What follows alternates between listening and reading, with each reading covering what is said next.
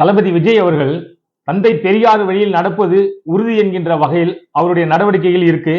அதனாலதான் அவரு மதசார்பற்ற ஆட்சி அமைக்கணுன்ற நல்ல நோக்கத்துல காங்கிரஸோட தன்னுடைய கூட்டணி அமைச்சிருக்காரு. பிரைம் மினிஸ்டர் இவருடைய வெற்றிக்கு வாழ்த்து சொன்னாலும் கூட அவர் என்ன நினைச்சாரு, தளபதி விஜய் அவர்கள் ஜெயிச்ச உடனே பொக்கே எடுத்துக்கிட்டு நேரா போய் பிரைம் மினிஸ்டர் காலில் கொடுத்து ஐயா என்னை காப்பாத்துங்கன்னு சொல்லுவாரு எதிர்பார்த்தாரு. ஆனா அவர் அப்படி செய்யாததால உள்ளுக்குள்ள ரெண்டு ஜிக்களும், அதாவது அமித்ஷா ஜியும் மோடிஜியும் ரெண்டு பேரும் உள்ளுக்குள்ள காழ்ப்புணர்ச்சியோட என்ன மதிக்காத நீ உன்னை எப்படி ஆட்சி அமைக்கிற பாக்குறேன் அப்படின்ற உள்நோக்கத்தோட சில வேலைகளை செஞ்சிருக்கிறதா நான் திங்க் பண்றேன். நான் மட்டும் இல்ல, நான் சொல்ற விஷயத்துல நீங்களும் கூட திங்க் பண்ணுவீங்க.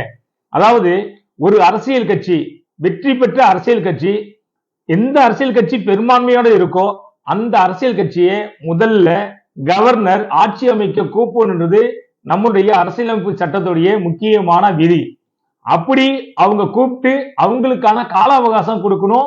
அதாவது ஃப்ளோர் டெஸ்ட் நடத்தணும். ஃப்ளோர் டெஸ்ட்டுக்கு ஒரு கால அவகாசம் கொடுக்கணும்.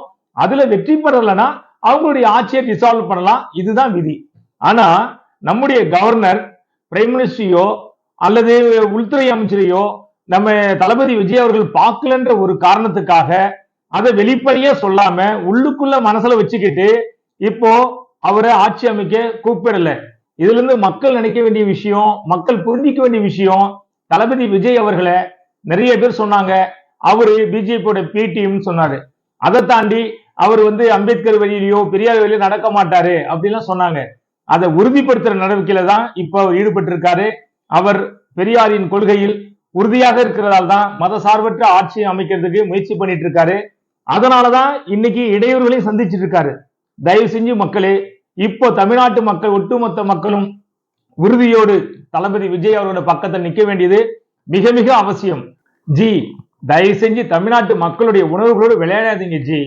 இங்க என்ன பண்ணாலும் இந்த பூமி தமிழ்நாடு தந்தை பெரியாருடைய மண்ணு தான் ஜி.